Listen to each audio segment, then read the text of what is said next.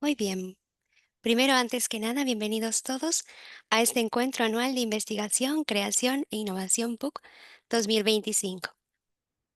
A través de esta segunda mesa redonda, hablaremos sobre construir el futuro, innovación y sostenibilidad en un mundo incierto.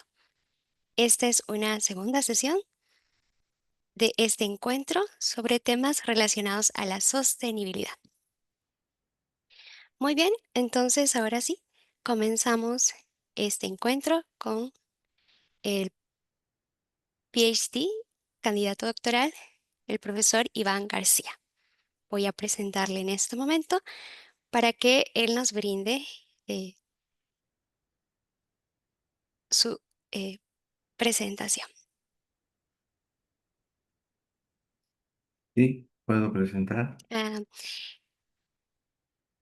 el profesor Iván García es tiene una candidatura doctoral en Ingeniería y Ciencias Ambientales por la Universidad Nacional Agraria de La Molina. Tiene un Master Business of Administration por Maastricht School of Management de Holanda. Es magíster en Administración Estratégica de Empresas por Centro PUC. Tiene un Master of Science en Computación por ITA Centro Técnico Aeroespacial Brasil. Tiene un Stage en Ingeniería en el Laboratorio de Pyrometallurgy Process de la Universidad Missouri-Roland. Es docente universitario en Perú, Colombia y Brasil, profesor visitante del Instituto Fraunhofer de Inteligencia Artificial e Industria 4.0. Es autor de distintas publicaciones en revistas y journals de alto impacto. Por otro lado, también es consultor internacional para Mineros A, es gerente de tecnologías de la información en Minera Chinalco, Perú, gerente de sistemas y comunicaciones en Maple, director de tecnologías de información en Doran, analista de procesos para corporaciones multinacionales de Fluor Daniel Corporation, Petrobras, Petróleos del Perú. Por otro lado, es speaker especializado en transformación digital e inteligencia artificial para sectores de petróleo, gas y minería. Ha participado en el Hub Tecnológico de Hamburgo, Alemania, eh, con empresas muy reconocidas como Mercedes-Benz, Atlas, GmbH, Airbus, Bremerhaven Port. Él nos va a compartir hoy una presentación sobre microfinanzas inclusivas en comunidades vulnerables basadas en el uso de las tecnologías exponenciales. Bienvenido, Iván, y te cedo la palabra. Ok, Puedes muy, compartir. muy bien. Primero, ante todo, muy buenos días con todos ustedes, profesores, docentes, invitados, colegas también. Es un honor estar en esta actividad acerca de la investigación, creación, ¿no? e innovación. Ahora voy a compartir mi pantalla para que ustedes puedan acceder a la presentación que voy a dar. Se observa la pantalla. ¿Me confirman, por favor? Sí, muy bien, perfectamente. Gracias. Listo. La exposición de hoy, de esta mañana, se trata sobre las microfinanzas inclusivas en comunidades vulnerables y se hace el uso de las tecnologías exponenciales. Este proyecto lo estamos haciendo de manera conjunta con Francia. Hay un proyecto para ser desarrollado con Francia, especialmente por las labores que tiene la universidad y el laboratorio de la Universidad de Reims II en Francia y al mismo tiempo trabajando con muchos sectores en realidad que no tienen accesibilidad hacia la parte financiera, ¿no? Especialmente la parte norte de África. Pero igual lo estamos llevando hacia Perú también. Por lo tanto, es un trabajo desarrollado de manera de convenio conjunto, pero este trabajo en realidad estamos avanzando con la data, pero ya deberíamos tenerlo para más o menos abril del 2026, porque el que está financiando todo este proyecto es el Banco de Francia. Entonces voy a empezar con la agenda que desarrollaremos en este instante y, y vengo con esta frase, ¿no? La educación es el arma más poderosa que se puede usar para cambiar el mundo. Nelson Mandela. En una reunión que estuvimos hace muchos años, antes que fallezca el presidente Mandela, Sudáfrica había desarrollado muchísimos trabajos en temas de inclusión financiera, pero todo estaba basado en la educación. Yo participé en el 2010 en Sudáfrica para este tipo de proyectos, lo cual en realidad me condujo mucho más al tema de la investigación. Como agenda tenemos un poquito sobre IA, un poco sobre IA y finanzas, las herramientas de IA para las microfinanzas y un caso de negocio específico. Para este lado, quiero hablarles un poco cómo la IA ha ido evolucionando. La IA tiene aproximadamente 75 años desde que Alan Turing desarrolló la estrategia de la comunicación hombre con máquina. A lo largo de los años, desde prácticamente finales del posguerra, Segunda Guerra Mundial, han ido desarrollándose muchos otros trabajos importantes. En los últimos 10 años, Satya Nadella y Sander Pichai han trabajado de manera conjunta, Saya por Microsoft a través de Azure para tener la capacidad de memoria y trabajar la inteligencia artificial, y Sander Pichai a través de Google con los algoritmos. Son dos representantes mundiales que hoy en día nos está fortaleciendo para el uso de lo que es la IA. ¿Qué es lo que necesitamos nosotros para poder usar la IA? ¿O qué necesitan las computadoras para poder procesar esta IA? Se necesita que sean inteligentes, que comprendan, que razonen, que aprendan y al mismo tiempo para que puedan desarrollar, interactuar con los seres humanos, de tal manera que nos puede dar un gran uso para la solución de los problemas. La inteligencia artificial, podemos decir que es el paraguas mayor. Por debajo de ella está el Machine Learning y como un subconjunto está el Deep Learning, ¿no? Con las aplicaciones especialmente de las redes neuronales. Si nosotros queremos ir hacia la IA, hacia el tema de las finanzas, estamos viendo que los modelos de Machine Learning están utilizando muchos modelos estadísticos y en realidad a través de estos regresores podemos interpretar datos. Jeff Bezos decía en uno de sus mensajes al mundo, ¿no? Si en realidad Amazon está creciendo es porque todo el mundo me trae datos. Por eso la frase de él decía, en Dios confío, pero todo el mundo me trae datos. Por otro lado, Darrell Huff, también de Google, dijo otras palabras importantes en este avance de la inteligencia artificial. Él dijo claramente, si tienes datos y me los entregas y yo los torturo, estos confesarán. En realidad, todas las organizaciones tienen muchos datos.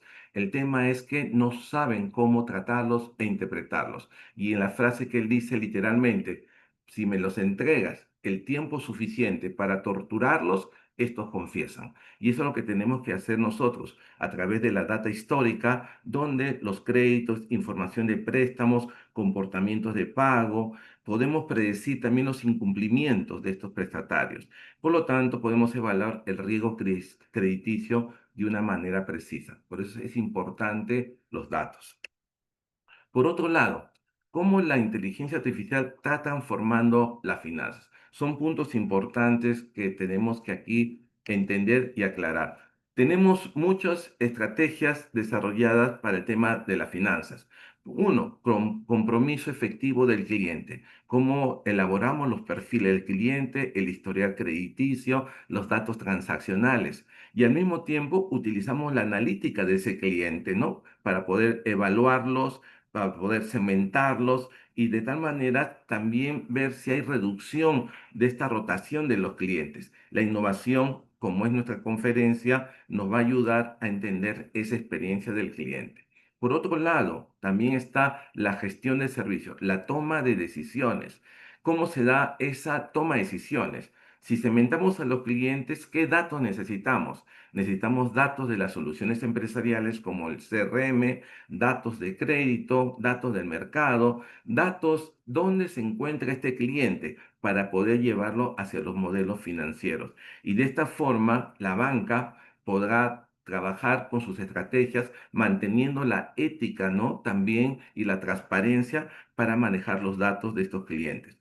Los mejores resultados darán a través de que si el consumidor tiene esa capacidad para poder acceder a un crédito o manejar los servicios con la banca, nos dirá los datos. Por otro lado, hay un punto importante que viene a ser el GRC, Gobierno, Riesgo y Cumplimiento. La gestión de los riesgos y los ingresos están asociados a ver cómo se están llevando a cabo las transacciones dentro de los clientes, tanto en entidades financieras como es la banca, cómo es su historial, cómo es las tendencias. Y con ello tenemos que detectar si hay fraudes, si hay detención y amenazas. Hoy en día tenemos una serie de elementos y reglas, no solamente del negocio, sino también reglas de inteligencia artificial para poder saber si ciertas transacciones que se están dando en ciertos tiempos o tiempos entre ellos, para saber si en realidad es el cliente que está accediendo a los montos que se van sacando de su cuenta bancaria. Entonces, hay una experiencia importante que hoy en día la IA está ayudando a mejorar la experiencia del cliente utilizando el Machine Learning. La gestión de riesgos e incumplimiento, continuando con el GRC, también nos va a representar no registros, cómo se están llevando a cabo estos productos, estos servicios y cómo se analiza el crédito. Tenemos grandes bases de datos que nos pueden ayudar y con constante seguimiento a través de la banca, con toda la protección requerida. Y eso nos va a generar una transformación completa del crecimiento hacia modelos de más análisis predictivo. Y por último, los sistemas de recomendación. Estos motores son súper importantes. En la parte de recomendación, la inteligencia artificial llevó a cabo durante muchos años desarrollándose en los sistemas expertos. Había una especie de motor o motor de aprendizaje donde se tenía una serie de algoritmos que se trabajaban antes con lenguajes simbólicos y hoy en día con las primitivas de estos lenguajes simbólicos estamos utilizando lenguajes más poderosos. Entonces, la utilización de estos datos, ¿no? Acerca de los clientes, los servicios que damos, estamos generando mucha información para las empresas puedan desarrollar el marketing analítico que hoy en día genera mucha interacción entre el cliente y las máquinas de aprendizaje. Todos estos cambios se han ido desarrollando, como comenté al inicio de esta exposición, empezaron hace 75 años y hoy en día estamos pues con varios sistemas que nos ayudan a hacer recomendar y también la inteligencia artificial generativa que va de la mano con todo ello. ¿Cómo la IA y los sistemas financieros ganan eficiencia? ¿No? Pero también tenemos que tener el tema de fragilidad. ¿Por qué les comento el tema de la fragilidad? Porque muchas veces, a veces la IA, a ser tan meticulosa, tan eficiente y eficaz para poder detectar qué clientes posiblemente deberían acceder a un préstamo bancario o acceder a productos financieros, a veces se ponen ciertas reglas que por temas de género o por temas de etnia o por temas de demografía te van separando un poco y no accedes a ello. Por eso llamamos el tema de fragilidad y es un componente importante que lo estamos trabajando con el Banco de Francia y con el sector del norte del África. Entonces es un trabajo importante. ¿Y qué debemos hacer para regular todo este uso, no? Sin frenar el uso de la inteligencia artificial, la innovación, la creación, la tecnología, tenemos que promover que esa eficiencia trabaje con precisión. Y es muy importante la estrategia y su desarrollo. Debemos garantizar que el sistema esté estable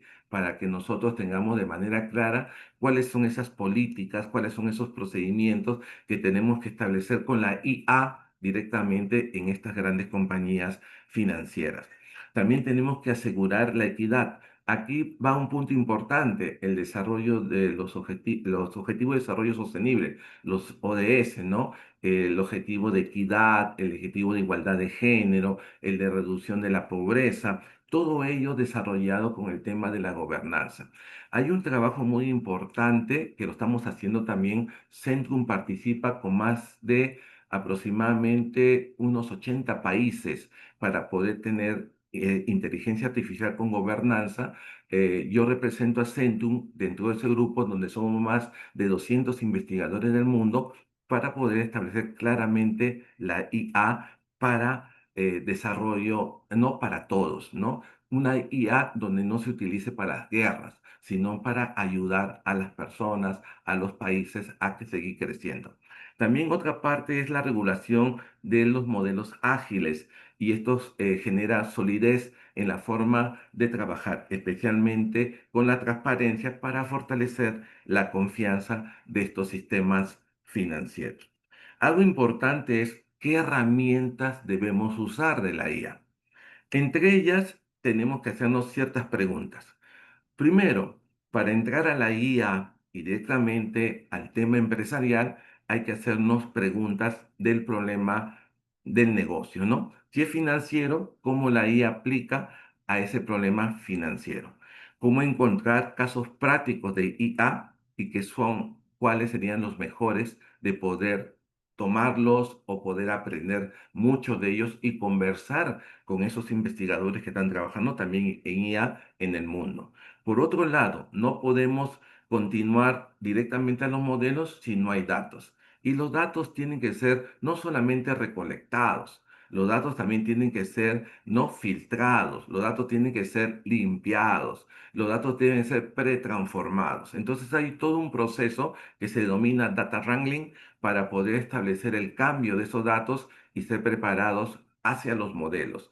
Ya con la tecnología tenemos los algoritmos, tenemos los modelos como instrumentos importantes o plataformas para usuario final. Nosotros tenemos características de usar muchas veces plataformas para usuario final, quizás porque los algoritmos o los lenguajes de programación para muchas personas es complicado, pero hay plataformas para usuario final donde nosotros utilizamos la lógica a través de la plataforma y la IA, pero detrás de esta plataforma están todos los algoritmos propios de la IA. Entonces, es importante de cómo trabajar con esa tecnología.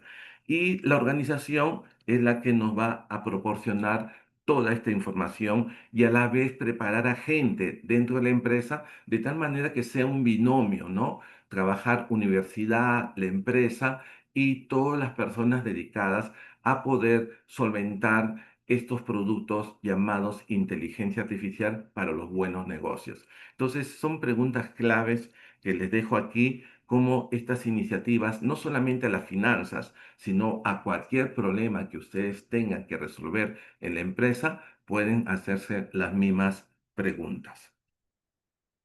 Y el tema de los modelos, ¿cómo funcionan? Hay modelos de Machine Learning que generan mucha exactitud en sus resultados de sus algoritmos y otros el tema de la interpretación. Entonces hay ciertos modelos que uno va usando y va preparando y va trabajando con ellos para poder dar resultados importantes. A veces tenemos que cruzar 3, 4, 5 modelos y nos va a ayudar. Va desde la regresión logística, los árboles de decisión, el bosque aleatorio, la máquina de vector de soporte, el modelo de clasificación, ¿no? Del gradiente boosting o el gradiente auxiliado, vamos a decirle, y el aprendizaje profundo. ¿Y para qué? Para poder establecer la interpretación si tenemos en los resultados algunos de valor falsos positivos o otros de falsos negativos. Especialmente ver los falsos positivos que de repente nos están conduciendo a muchos errores, pero los tenemos que interpretar con esta famosa curva ROC.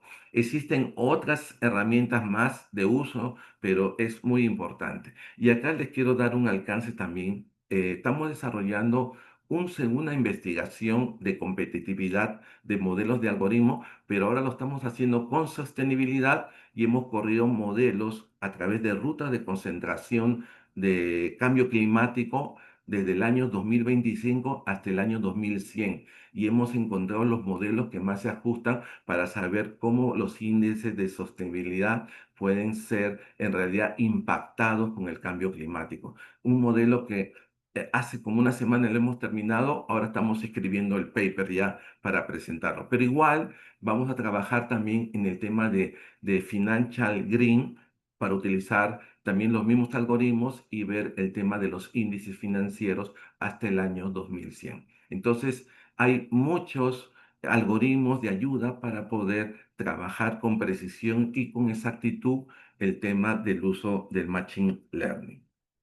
Acá están los modelos que uno utiliza, al menos en temas financieros, también lo estamos utilizando en estabilidad, en sostenibilidad, en fases, ¿no? La primera parte que les comenté, el tema de la recolecta de data, el tema de la filtración, segmentación de esa data, el tema del suavizamiento de esta data, porque hay muchos datos que a veces no están completos y tenemos que ver la forma de cómo trabajar la masa de datos.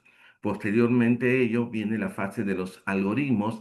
¿Qué algoritmos vamos a utilizar? Acá hay estructuras de uso de algoritmos y posteriormente su validación. Siempre estamos trabajando entre 80, 20, 20 para validar, 80 para entrenar y una vez que nosotros validamos pasamos al proceso de la predicción. Y ya en la predicción nos dan los resultados. Y acá es un punto muy importante para poder interpretar estos resultados con la experiencia del juicio experto, que es importante, el dueño de los datos, y la persona que trabaja en ciencia de datos. Juntos se va a dar la interpretación para mejorar los resultados.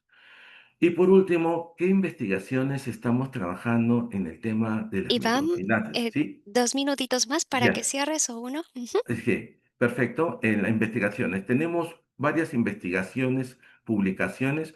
Esta última la hicimos con Centrum, estas son de otros colegas, y por aquí también tenemos otras investigaciones importantes, y esta es la investigación que les comento que estamos haciendo con la Universidad de Rennes, con el doctor Glemin Pascal, y estamos viendo los temas financieros para el norte de África, y también vamos a utilizar los mismos algoritmos para las comunidades vulnerables de Perú. Muchas gracias. Bien, muchísimas gracias, profesor Iván García. Ahora pasamos a la siguiente ponencia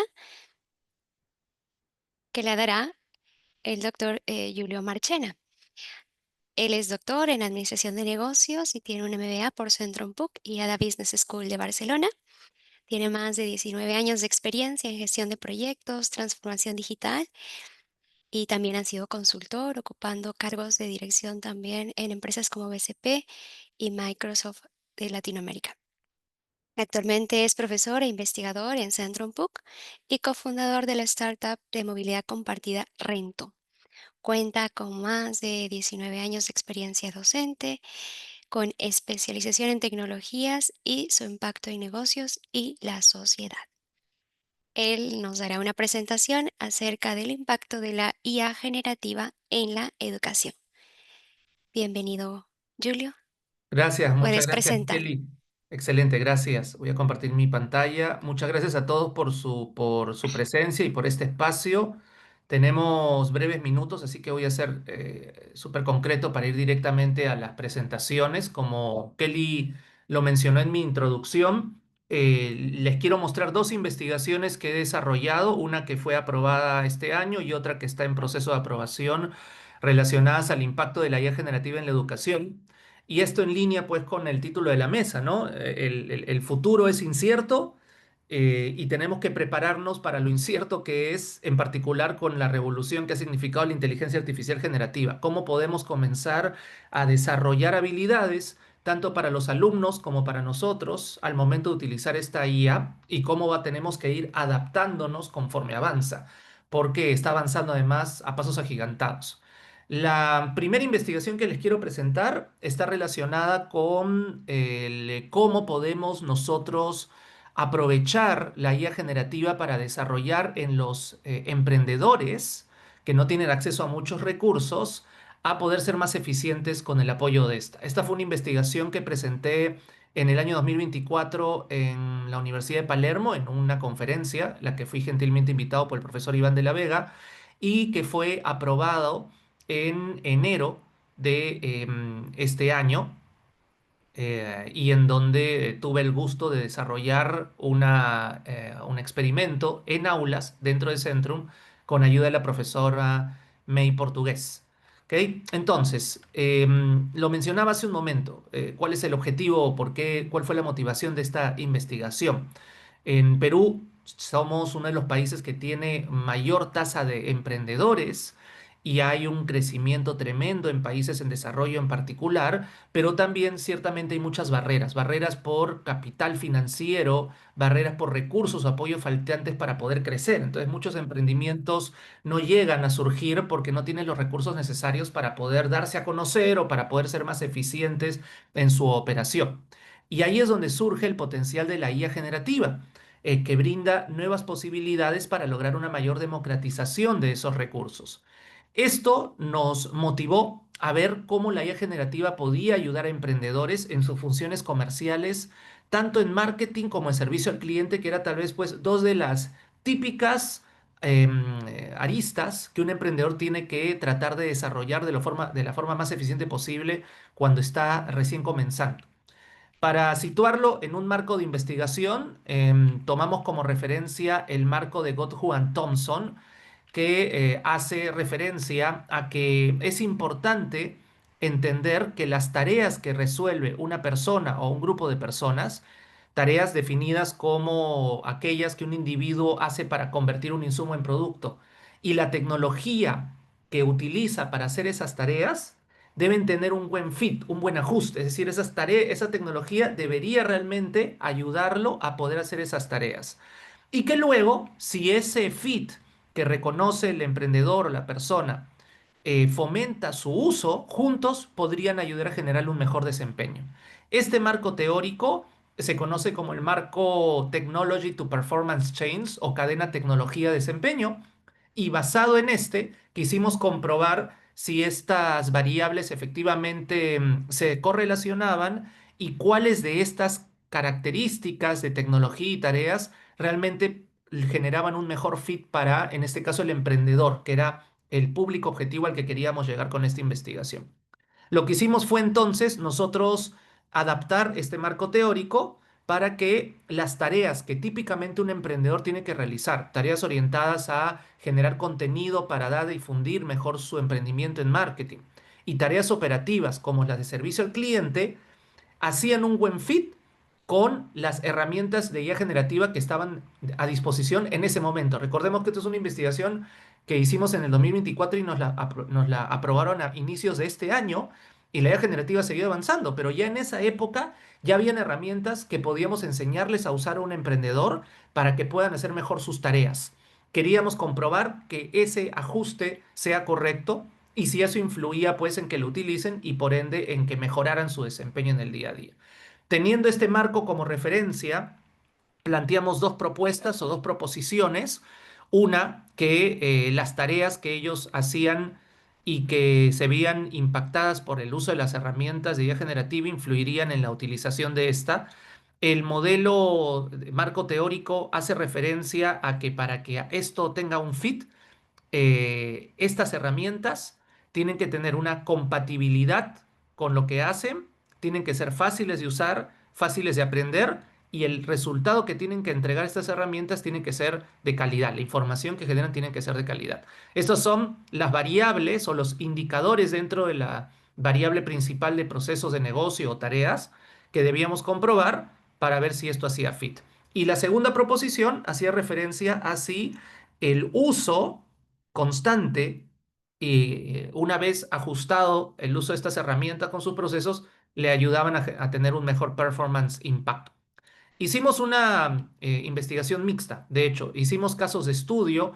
Esto fue algo que hicimos en aulas. Tuvimos la oportunidad junto con la profesora May Portugués de capacitar a estudiantes del curso de emprendimiento de negocios innovadores y sostenibles de Centrum, tanto en Lima como en provincias, y que estaban diseñando emprendimientos que recién se estaban gestando, ¿no? En su primera etapa de creación.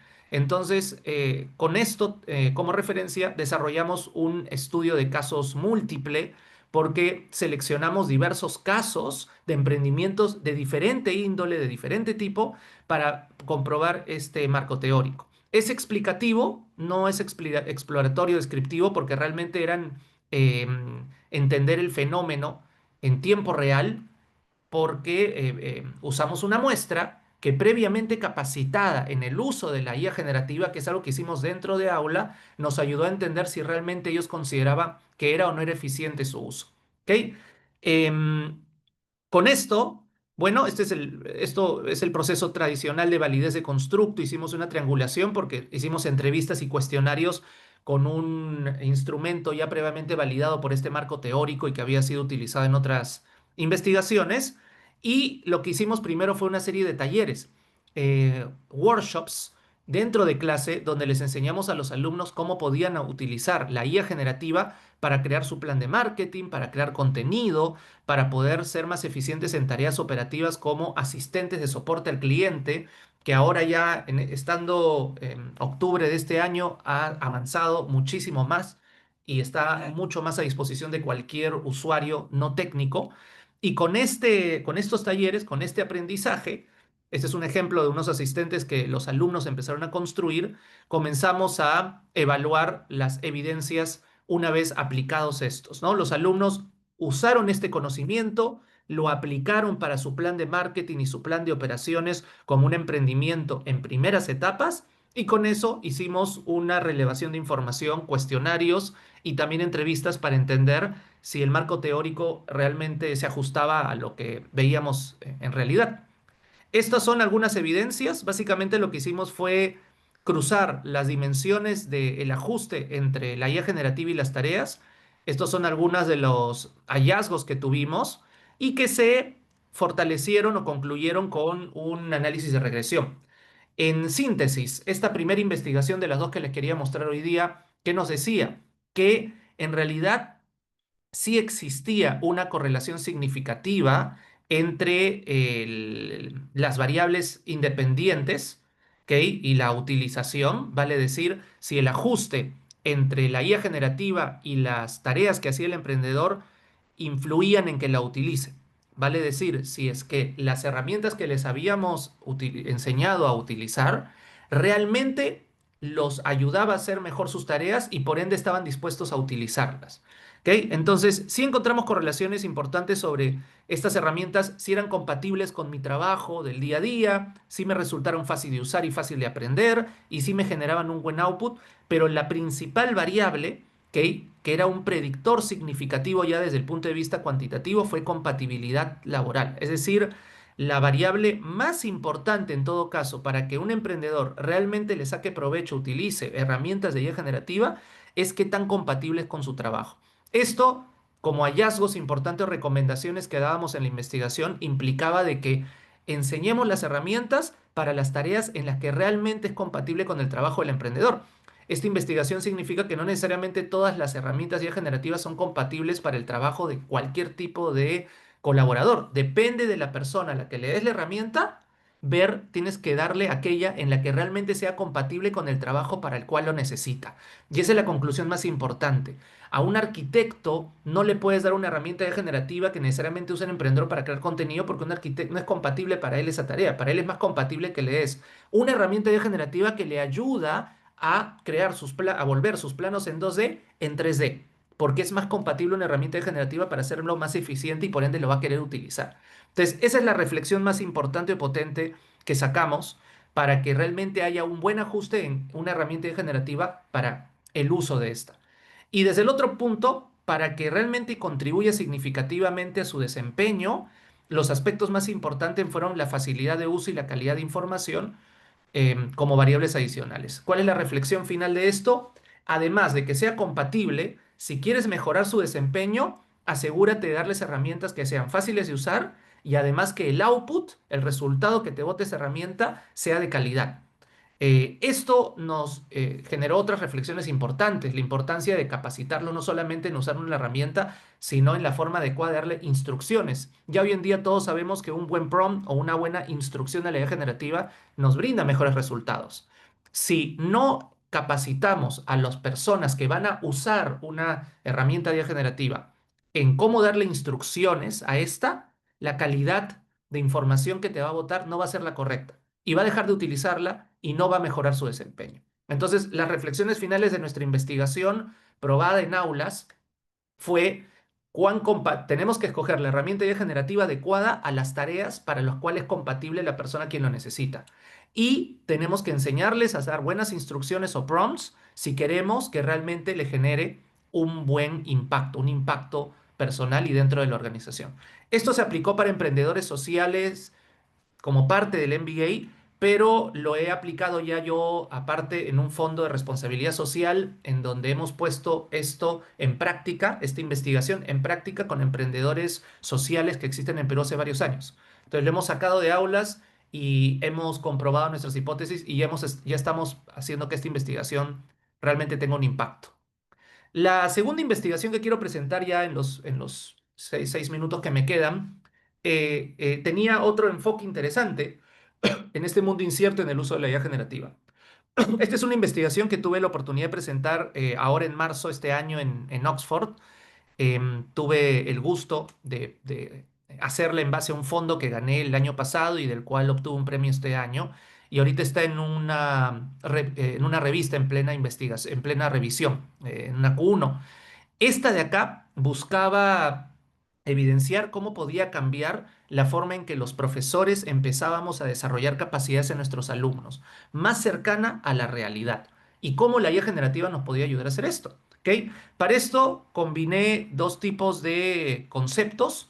Uno, el uso de inteligencia artificial per se, y otro, combinarlo con una estructura pedagógica, ¿no? Porque algo que también la investigación mencionaba con bastante importancia es para que aprovechemos tecnología en la forma nueva en cómo damos educación, no basta solo la tecnología, sino circunscribirla a un marco pedagógico. Ese marco pedagógico que he utilizado en esta investigación se conoce como el marco Jigsaw o de rompecabezas y que junto con el uso de asistentes virtuales de voz de guía generativa me ayudó a ver una nueva forma o a experimentar una nueva forma de desarrollar dos capacidades en mis alumnos, el de colaboración y el de pensamiento crítico.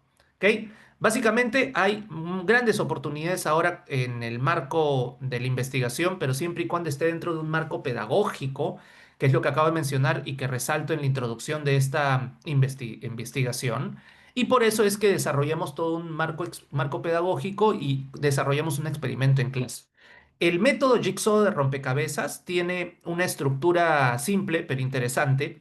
Básicamente aquí la hipótesis que uno quiere comprobar es que esta estructura en rompecabezas puede contribuir con una enseñanza colaborativa en donde el concepto que quieres que un alumno aprenda lo separas en piezas y dentro de un grupo de trabajo le asignas a cada miembro de este grupo que se vuelve experto en una parte de ese conocimiento. Luego entre ellos van a retroalimentarse y vamos a tener a una persona que absorbe un conocimiento 360 gracias a la colaboración entre sus compañeros. Eso es a alto nivel lo que un método Jigsaw o de rompecabezas busca lograr. ¿Ok? Se ha demostrado que el método Jigsaw es muy bueno cuando quieres hacer discusiones de casos, pero que si lo combinas pues con un proceso iterativo, resulta inclusive mucho más potente. Y ahí es donde nosotros hicimos esta combinación. Lo que hicimos fue creamos estudios de caso estilo Harvard, el que tradicionalmente nos dan pues en maestría, y lo que hicimos fue, grupo, tienen que resolver este caso de estudio, pero cada uno tiene un conocimiento particular que van a combinar y en donde todos se van a retroalimentar para responder este caso. Y luego con esto vamos a ver si además ya individualmente has adquirido tan bien tu conocimiento luego de esa retroalimentación 360 entre tus compañeros que eres capaz tú solo de resolver un caso. Pero en este caso un caso mucho más llevado a la realidad. Y ahorita se los voy a presentar. Esto es a alto nivel el estudio estructural experimental que hicimos. Como es un estudio experimental, queríamos comprobar si todo esto que les estoy comentando realmente tenía impacto. Entonces hicimos un pretest y un post-test. En el pretest, esto lo hicimos en un curso de maestría especializada en gerencia de TI. Lo que queríamos o el objetivo era formar a nuestros alumnos para que sean capaces de sustentar un caso de estudio a un gerente de TI, que sean capaces de poder defender la adquisición de un sistema de información. Hicimos todo un experimento previo sin esta metodología para luego comprobarlo con un post. Ya voy terminando, Kelly, tengo 2 minutos. Un post-test. En el post-test, básicamente lo que hicimos fue darles en los casos de estudio a los alumnos, casos que habíamos generado con IA generativa, los tuvieron que resolver apoyados por el conocimiento que estaban compartiendo y finalmente invitamos ya con ese conocimiento que fueron adquiriendo progresivamente a los estudiantes individualmente a tener una entrevista con un asistente virtual, pero de voz. Este es, ya para cerrar mis últimos 2 minutos, cómo fue un poco la interacción, que le hicimos un poco lúdica también para que cada alumno tenga una pieza del conocimiento que iba a compartir con sus compañeros. Y luego desarrollamos un prompt en una plataforma que está a disposición de cualquier profesor porque es gratuita, ¿ok? Para que los alumnos recibieran tuvieron una entrevista con un asistente de voz, es decir, entrenamos un asistente para que los llamara. Y esa llamada era como hablar con un gerente de TI que le pedía asesoría al alumno, con todo el conocimiento que había adquirido colaborativamente, tratando de emular un escenario mucho más llevado a la realidad en donde no tienes tiempo pues para pensar, ¿no? Así que, bueno, estas son las conclusiones. Básicamente, la investigación está en revisión en una revista. Vamos a ver los hallazgos que se han logrado con este experimento. Básicamente, en general, los hallazgos fueron positivos, se incrementó la colaboración y el pensamiento crítico y espero pues tener pronto esta investigación lista para también compartirla más adelante. Gracias por su tiempo, gracias Kelly. Muchísimas gracias, doctor Julio, por su presentación. Y ahora vamos a pasar a la última presentación dada por la doctora Jessica Vázquez. Ella es profesora, investigadora en Centrum PUC. Eh, Tiene especialización en temas relacionados con la sostenibilidad, la economía circular, la innovación y el emprendimiento. Es doctora en administración con enfoque en gestión estratégica por la Universidad San Ignacio de Loyola y ha sido profesora visitante en IPAG Business School en Francia. Su trabajo combina la experiencia académica, institucional y empresarial. Ha dirigido proyectos de consultoría y emprendimientos propios. Contribuye así a la investigación aplicada en temas de desarrollo sostenible y emprendimiento. Actualmente investiga en resiliencia, sostenibilidad y economía circular en pequeños productores, asimismo sobre trabajo decente en contextos migratorios, en colaboración con redes académicas internacionales. La doctora Jessica nos hablará sobre pequeños productores, prácticas y desafíos hacia una gestión resiliente, circular y sostenible. Lecciones del caso Perú. Bienvenida, Jessica. Te cedo la palabra. Muchas gracias, Kelly. Muchas gracias a todos los presentes por acompañarnos en esta mesa. Hoy les traigo mi investigación sobre pequeños productores, específicamente para hablar sobre las prácticas y los desafíos que ellos enfrentan todos los días para ser resilientes, aplicar economía circular y ser sostenibles. Imagínense despertar cada día sin tener la certeza de que cuentan con el sustento para mantener a su familia. Esa es la realidad que todos los pequeños productores enfrentan, dado que hoy tenemos cambio climático, inestabilidad política y económica y otros factores más que afectan su labor diaria. La presentación de hoy es parte del proyecto CAP 2024, el fondo que gané el año pasado, y al día de hoy tenemos 2 papers publicados, uno en la revista Frontiers y el otro en Agricultural and Food Economics, que está por salir esta semana. Ambos hablan sobre la problemática que enfrentan estos pequeños productores, cuáles son los retos que enfrentan y cuáles son esas prácticas que ellos utilizan como parte de ese conocimiento ancestral que han adquirido generación tras generación. La realidad en la que se enmarca esta investigación, este proyecto que duró un año y que tiene 2 entregables, estos 2 papers, primero es sobre la presión de los recursos vitales. Hoy en día el problema del agua es un problema muy crítico para la agricultura y esto cada día ellos comentan que tienen menos acceso al agua y esto dificulta la siembra y la producción de los alimentos. Adicionalmente, tenemos la vulnerabilidad de los sistemas alimentarios, que ya existía. Sin embargo, después del COVID, la problemática se hizo mucho más visible Se pudieron ver todas las fragilidades que existían en el sistema alimentario y esa fragilidad sigue presente 5 años después de la pandemia. Adicionalmente a esto tenemos los conflictos geopolíticos, como por ejemplo la guerra entre Rusia y Ucrania, que se ha prolongado mucho más de lo esperado y que sigue ejerciendo presión sobre los precios en fertilizantes y productos agrícolas.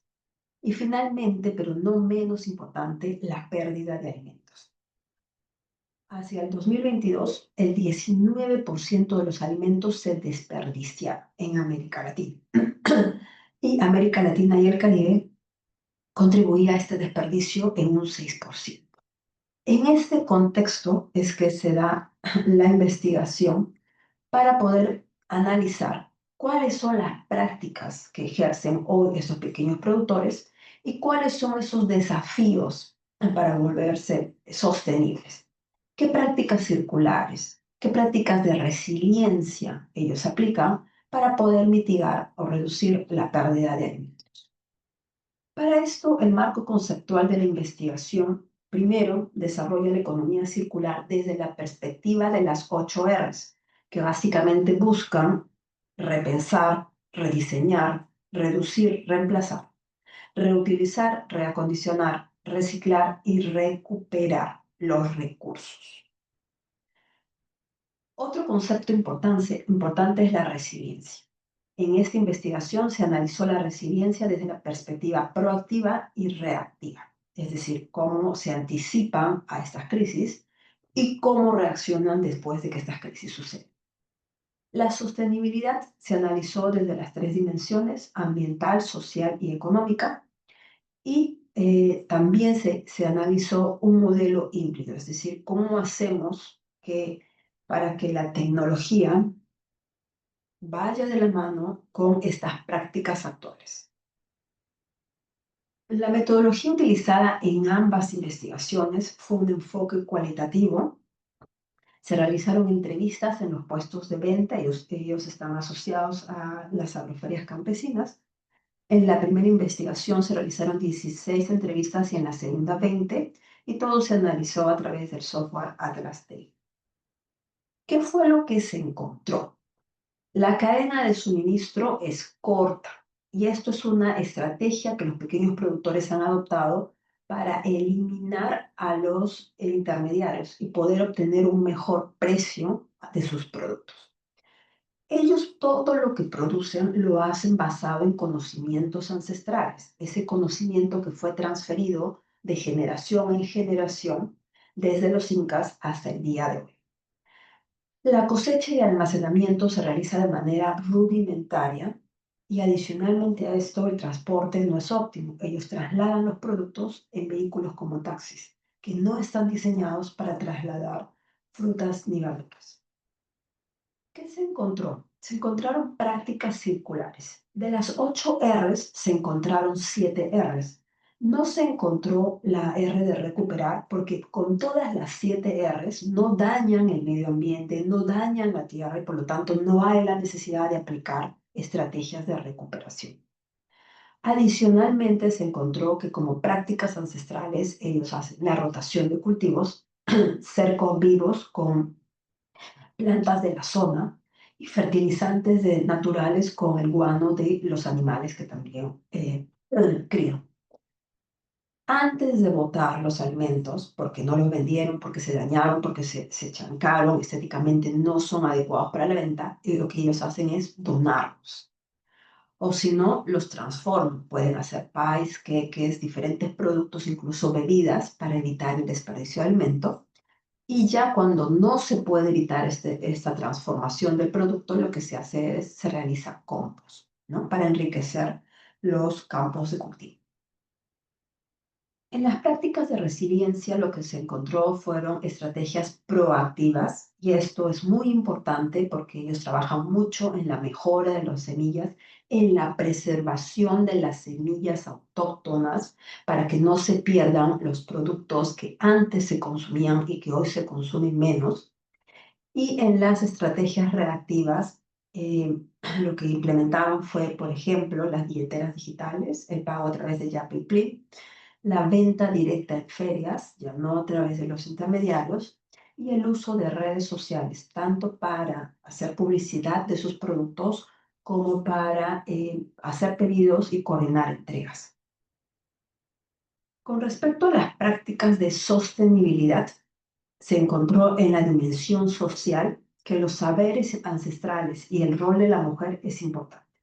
Para las mujeres, trabajar en la chacra y luego vender sus productos es el mejor trabajo que han encontrado para tener balance entre su trabajo y la crianza de sus hijos. Porque los niños están en la chacra jugando, ayudando, pero están en familia. Y los saberes ancestrales se mantienen de generación en generación. Los padres transmiten el conocimiento a los hijos y así sucesivamente. Con respecto a la dimensión económica, lo que ellos han buscado es un comercio justo a través de la venta directa. Han mejorado los ingresos porque ya no pasan por el intermediario, obtienen un mejor margen en el precio de sus productos y están asociados a las agroferias que los exhiben, los expone a el mercado limeño. Con respecto a la dimensión ambiental, tenemos la producción orgánica y el respeto al entorno. Toda la producción en toda la producción no se utilizan agroquímicos. Todo lo contrario, se utilizan abonos naturales y técnicas tradicionales para preservar la tierra. Ellos producen orgánicamente, siguen todo el proceso de producción orgánica. Sin embargo, por el costo de esta certificación, no tienen el sello de orgánico, pero el producto es orgánico al 100%. ¿Cuáles son los desafíos que hemos observado? El limitado acceso a tecnología e infraestructura. No utilizan ningún equipo, maquinaria grande para la producción, para la siembra, la cosecha. Como se hace la cosecha en sistemas muy rudimentarios, también se malogran los productos. Y el transporte limita mucho que también estos productos lleguen bien, porque puede llover, son 1 o 2 días de transporte, puede llover y malograr las frutas y las verduras. El segundo reto está más del lado del consumidor. Hay una baja educación del consumidor sobre los productos orgánicos, sobre la importancia de comprar directo al pequeño productor y no hay información sobre estos temas. Entonces, ¿qué pasa con el cliente? El consumidor busca la fruta perfecta, la fruta brillosa, que es lo que se encuentra en los supermercados, pero lo que no sabe es que esa fruta tiene una cera para brillar, mientras que un producto orgánico no es estéticamente perfecto, pero tiene mucho más nutrientes, es más saludable de consumir. Entonces, la apariencia todavía es un problema en la compra. Muchos de los clientes no compran los productos de los pequeños productores porque no son estéticamente bonitos y no comprenden el impacto que tiene su compra a nivel social, porque aquí hay familias detrás de cada productor. Esta producción se hace en el núcleo familiar. Todos los que trabajan son los miembros de la familia originaria extendida y tampoco comprenden que están contaminando menos al consumir estos productos. El tercer desafío está en la certificación. El marco regulatorio está diseñado para la mediana agricultura, no para la pequeña agricultura, y no todos los pequeños agricultores están asociados. Entonces, en este caso, lograr la certificación hoy está lejos. Lo que se busca es que se pueda alcanzar esa certificación para poder mejorar la imagen de los productos y acceder a mejores mercados. ¿Qué es lo que se propone en ambas investigaciones? Un modelo híbrido, en donde haya una convivencia entre la tecnología y las prácticas ancestrales. No se propone que la tecnología elimine las prácticas ancestrales, sino todo lo contrario, que se integre, en donde se puedan combinar prácticas como el AINI, la minca y el compostaje con tecnología a bajo costo, porque ellos, al ser pequeños productores, las parcelas también son pequeñas, no necesitan maquinaria grande.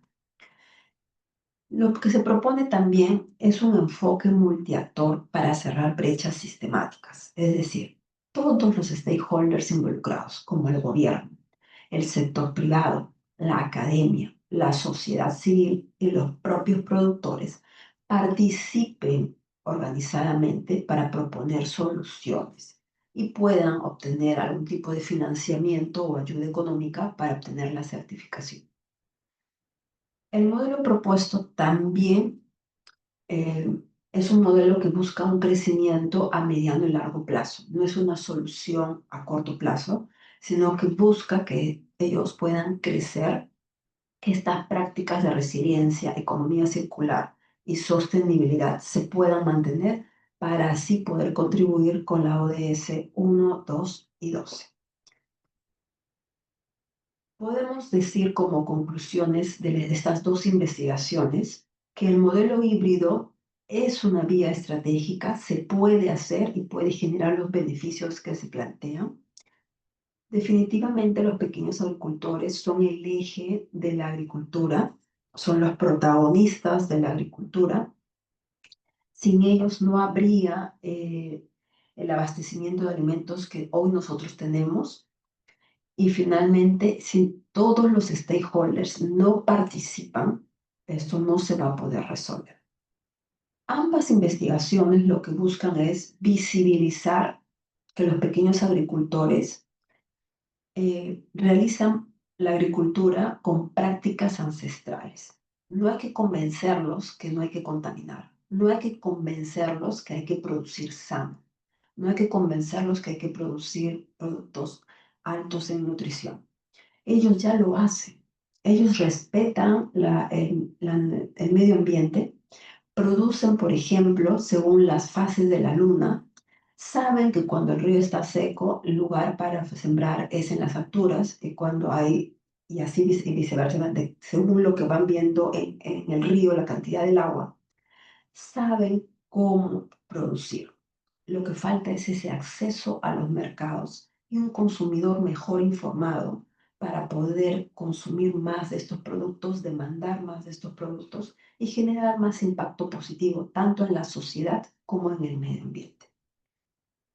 Les agradezco por su tiempo y su participación. Soy Jessica Vázquez, profesora en Centro Un Poco y pertenezco al Centro de Investigación para la Sostenibilidad y la Innovación Social. Les dejo mi correo para cualquier consulta. Muchas gracias. Muchísimas gracias, doctora Jessica. Y bien, creo que el tiempo nos ha ganado un poco. Hemos en realidad tenido excelentes investigaciones en este encuentro anual de investigación, creación e innovación PUC 2025. En esta segunda mesa redonda, titulada Construyendo el futuro, innovación y sostenibilidad en un mundo incierto, se han presentado investigaciones sobre cómo la inclusión financiera con modelos de microfinanzas basados en IA permiten evaluar riesgos y fomentar la equidad. Esto ha sido presentado por el profesor Iván García. Después se ha mostrado cómo la IA ha sido usada en el campo de la educación para desarrollar planes de negocio y promover habilidades de pensamiento crítico. Esto ha sido presentado por el doctor Julio Marchena. Y por último, hemos abordado el tema de cómo los sistemas alimentarios sostenibles combinados con saberes ancestrales y la tecnología reducen las pérdidas de alimentos y fortalecen a las comunidades.